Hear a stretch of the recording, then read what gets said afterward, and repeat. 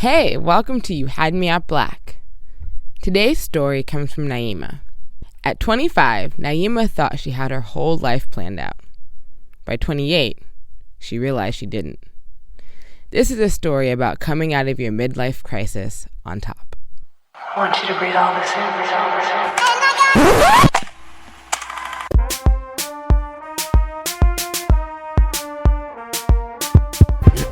This is You Had Me at Black, the podcast where black millennials tell true life stories.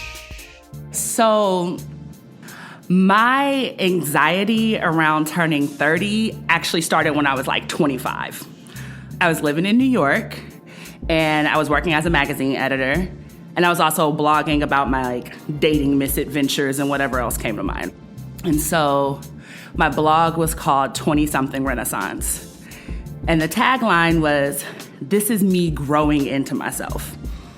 If I was gonna be this super successful, happy 30-year-old I envisioned myself to be, then I also needed to change everything I was doing, buckle down, get my shit together, right? So it's time to focus. I'm 25, I'm getting old. I need a life coach. At 25, I decided I needed a life coach. And it's like my homegirl is starting up a coaching business, so I decided to do a few sessions with her. And the assignment that I got that jumps out the most is my letter to my 30-year-old self.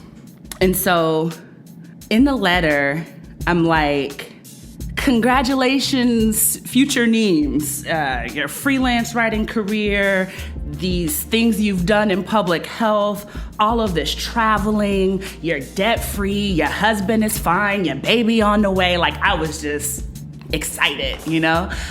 And so for a long time, that was just my standard. I had set out my goals, and I had this thing that I was trying to accomplish by 30.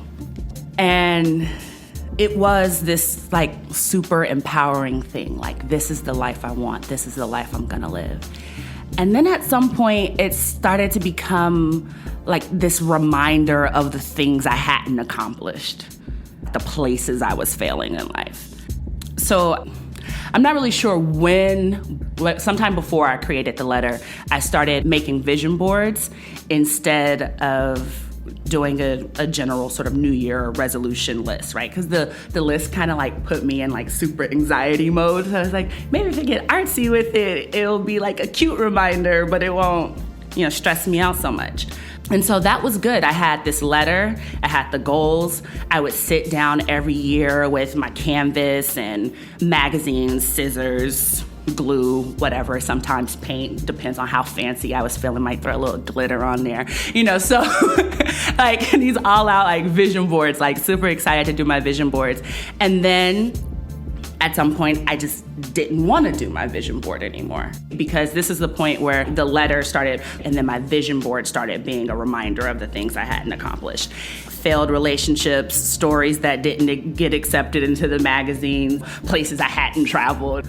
There was probably around 28 or so. And I was really in the middle of this whole Saturn return, and felt like my life was falling apart.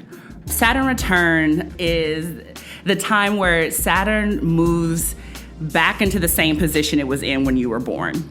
So it's supposed to take 29 and a half years for this to happen. And you don't really know about it or hear about it until you're in that space. So everyone talks about 25, and then they talk about 30. And then one day you're telling somebody you're 27 or 28, and they let out this huge sigh, or they're spooked for you, or they look at you they want to hug you and give you cookies and a shot of whiskey, because they just know it's really real, you're 27, 28. And Saturn return is that point where things just fall apart.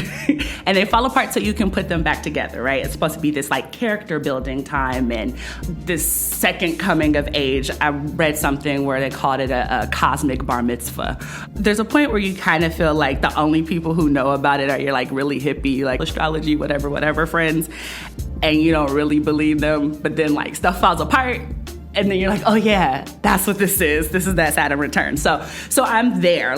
I'm trying to envision my life and I'm in the midst of this feeling of this Saturn return.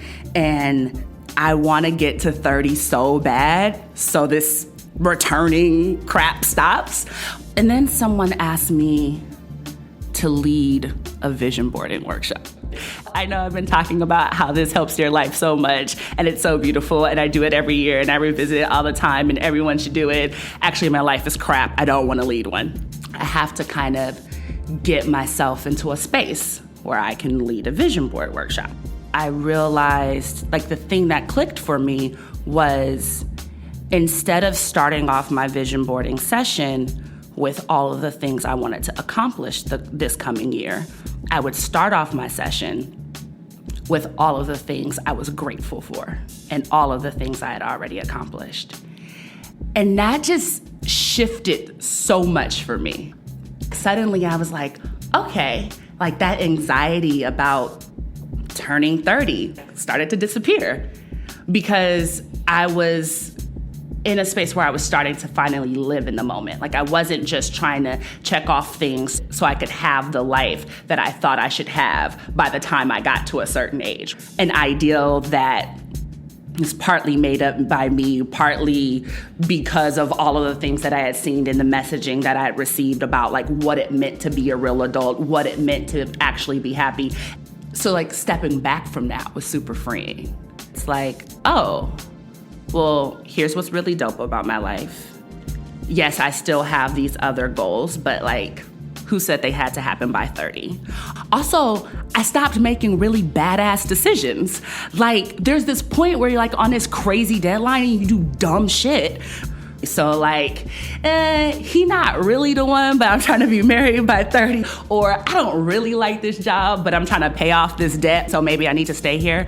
And so having that space to say, like, if you take this deadline away, this self-imposed deadline away, then you can live a much happier and fuller life. And so I think that it's crazy to say, like, and one day I was vision boarding and it all hit me, but, like, that was the space I was in.